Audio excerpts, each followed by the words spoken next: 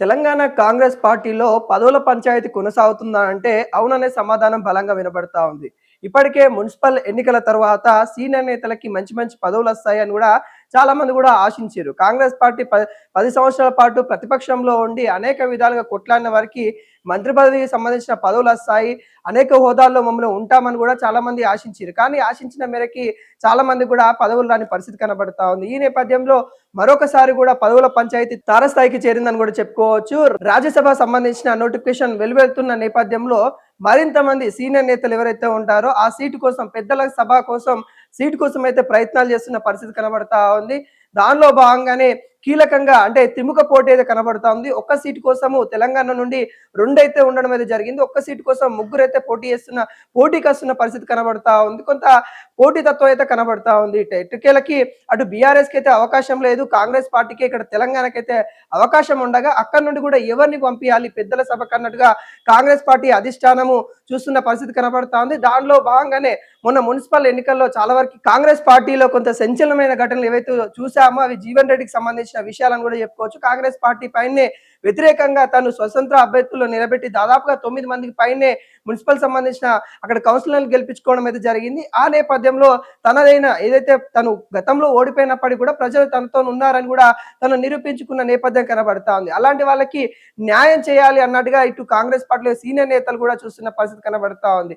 అయితే ఎవరిని పంపిద్దాం, ఇటు జీవన్ రెడ్డి పంపిద్దామా లేకుంటే సీనియర్ గా ఉన్న హనుమంతరావు పంపిద్దామా, మధుయేష్ గౌడ్ని పంపిద్దామా, ఇప్పుడు బీఆర్ఎస్ పార్టీ నుండి సీనియర్ గా ఉన్న కేశవరావుని పంపిద్దామా అనే విధంగా పేర్లైతే తెరపైకి అయితే వస్తా ఉన్న పరిస్థితి కనబడతా ఉంది. కానీ అధిష్టానం మాత్రము ఇక్కడ వేరే పేర్లు కూడా సూచిస్తా ఉన్న నేపథ్యం అయితే కనబడతా ఉంది. రంజిత్ రెడ్డికి ఇచ్చే అవకాశాలు అయితే కనబడతా ఉన్నట్టుగా ఒక పేరైతే బయటకు వస్తా ఉంది. ఢిల్లీలో చాలా విధాలుగా ప్రచారం అయితే ఉన్న పరిస్థితి కనబడతా ఉంది. ఈ సభ ఏదైతే తెలంగాణకు సంబంధించిన రాజ్యసభ సంబంధించిన 2 సీట్లలో మరి ఎవరు ఉండబోతా ఉన్నారు అనేది కూడా కొంత ఉత్కంఠ నెలకొన్న పరిస్థితి కనబడతా ఉంది. దీనికి సంబంధించి కూడా మార్చి 16 తారీఖు ఎన్నికలు ఉండబోతా ఉన్నాయి. దీనికి సంబంధించి కూడా ఈ నెల 26 తారీఖు నోటిఫికేషన్ రానుంది. మరి ఎవరు అంటే దాదాపుగా 10 రాష్ట్రాల నుండి 37 స్థానాలకైతే మరి దానికి సంబంధించిన వేకెన్సీలు అయితే అంటే ఎవరైతే రిటైర్మెంట్ అయితే ఉన్నారో వాళ్ళకి సంబంధించి మళ్ళీ నోటిఫికేషన్ అయితే వచ్చే అవకాశాలు అయితే కనబడతా ఉన్నాయి. ఆ స్థానాలకి కొత్త వాళ్ళని ఎవరైనా పంపాలా లేకుంటే గతంలో ఉన్న వాళ్ళని రిన్వాల్వ్ చేయాలని కూడా అధిష్టానం ఆలోచిస్తున్న పరిస్థితి కనబడతా ఉంది. కానీ జీవన్ రెడ్డికి కొంత షాక్ అనే చెప్పుకోవచ్చు. ఎందుకంటే జీవన్ రెడ్డికి ఇలాంటి వాళ్ళకి ఇవ్వాలని కూడా కాంగ్రెస్ పార్టీ పెద్దలే అంటున్నప్పటికీ కూడా జీవన్ రెడ్డికి మరోసారి కూడా అక్కడ మొండి చేయొచ్చే అవకాశాలు అయితే కనబడతా ఉంది. రంజిత్ రెడ్డి పేరైతే బలంగా వినబడతా ఉంది. తనకు మంత్రివర్గంలో చోటు కూడా దక్కుతుందని కూడా మొన్న నుండి కొంత రూమర్స్ వస్తున్న పరిస్థితి కనబడతా ఉంది. ఆ నేపథ్యంలో తనకి రాజ్యసభ ఇచ్చేసి ఇక్కడ మంత్రివర్గం స్థానంలో అక్కడ వేరే వాళ్ళని తీసుకోవాలి అన్నట్టుగా ఆలోచిస్తున్న పరిస్థితి కనబడుతుంది. స్థానికంగా ఉన్న అంటే హైదరాబాద్ సంబంధించిన వాళ్ళకి కావచ్చు, అటు నల్గొండకు సంబంధించిన వాళ్ళకి కావచ్చు, కొంత మంత్రి పదవి ఇంకా ఆశిస్తున్న వాళ్ళు బలంగా కనబడుతుంది. ముఖ్యంగా మనం చూసుకోవచ్చు, మునుగోడుకు సంబంధించిన ఎమ్మెల్యే రాజగోపాల్ రెడ్డి మంత్రి పదవి ఇస్తావా, సీఎం పదవికి ఎసరు పెట్టిన అన్నట్టుగా తను మాట్లాడిన మాటలు ఏవైతే ఉన్నాయో అవి కొంత ఇంకా హాట్ టాపిక్ గా మారిన పరిస్థితి కనబడుతుంది.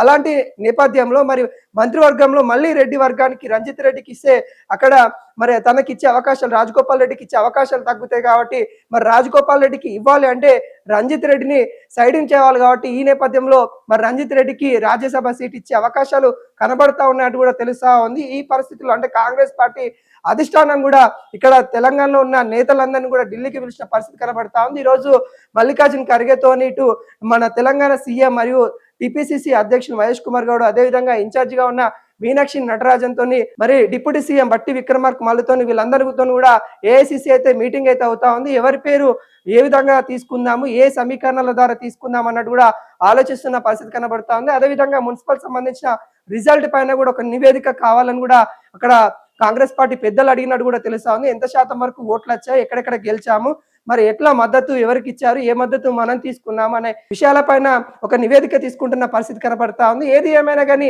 మరి పెద్దల సభకి ఎవరు వెళ్తారన్నది కూడా కొంత ఉత్కంఠ నెలకొన్న పరిస్థితి కనబడతా ఉంది. ప్రధానంగా వినిపించే పేర్లు అయితే జీవన్ రెడ్డి, వేం నరేందర్ రెడ్డి, కేశవరావు, మరి అదేవిధంగా మధుయేష్ గౌడ్, అదేవిధంగా హనుమంతరావు, వీళ్ళ పేర్లు అయితే ప్రధానంగా అయితే వినబడతా ఉన్న పరిస్థితి కనబడతా ఉంది. మరి వీళ్ళు కాక మరికొన్ని పేర్లు కూడా వినిపిస్తా ఉన్నాయి. మైనార్టీకి సంబంధించిన వాళ్ళ పేరు కూడా నాయకత్వం వహిస్తున్న వాళ్ళ పేర్లు కూడా అయితే వినిపిస్తా ఉన్నాయి. మరి అధిష్టానం ఏం ఆలోచించి అనేక సమీకరణల కోణాల ద్వారా మరి ముందుకైతే ఇద్దరు పేర్లు అయితే తీసుకొచ్చే అవకాశాలు అయితే కనబడతా ఉన్నాయి. ఈ పరిస్థితుల్లో ప్రధానంగా రంజిత్ రెడ్డి పేరు అయితే ఉండే అవకాశాలు కనబడతా ఉన్నాయి. తర్వాత ఒక బీసీ కన్నా ఒక మైనారిటీ కన్నా ఇచ్చే అవకాశాలు అయితే కనబడతాయి. మరి హనుమంతరావు గతంలోనే తను రాజ్యసభ సభ్యులుగా కాంగ్రెస్ పార్టీ నుండిగా ఎన్నెలేని సేవ చేసిన వ్యక్తి కాబట్టి ఆయనకు కూడా చూసుకోవాలి అన్నట్టు కూడా ఇటు కాంగ్రెస్ పెద్దలు చెప్తా ఉన్నారు. కానీ తనకున్న ఏజీ రీత్యా ఇప్పుడు రాజ్యసభలో తను మాట్లాడతారా, కాంగ్రెస్ పార్టీ నుండి మరి ఆయన ఎంతవరకు ఫైట్ చేయగలుగుతారనే విషయాలపైన కూడా ఇటు కాంగ్రెస్ పార్టీ ఆలోచిస్తున్న నేపథ్యం కనబడతా ఉంది. ఏది ఏమైనా కానీ ఇటు రంజిత్ రెడ్డికి ఇచ్చే అవకాశాలు కనబడతా ఉన్నాయి. జీవన్ రెడ్డికి కొంత మొండి చేయి మరోసారి కాంగ్రెస్ పార్టీ ఇచ్చినట్టు కూడా కనబడతా ఉంది. ఇప్పటికే జీవన్ రెడ్డి కూడా కాంగ్రెస్ పార్టీ ఉండాలా వెళ్ళాలా కుమ్మన లెక్క పొగ పెడతా ఉన్నారు అనే విధంగా ఆయన సంచలనమైన ప్రెస్ మీట్ పెట్టి తను మాట్లాడిన మాటలు కూడా కొంత కాంగ్రెస్ పార్టీలో ఆందోళన కలిగిస్తా ఉన్నాయి. ఎందుకంటే జీవన్ రెడ్డి ఒకవేళ పార్టీ మారితే తను ఒక్కడే కాకుండా తనకు సంబంధించిన చాలా మంది కూడా ఇటు కాంగ్రెస్ పార్టీ నుండి వీడి అవకాశాలు కనబడుతున్నాయి. కాబట్టి ఈ అన్ని సమీకరణాల మీద కాంగ్రెస్ పార్టీ అయితే ఆలోచిస్తున్న పరిస్థితి కనబడతా ఉంది.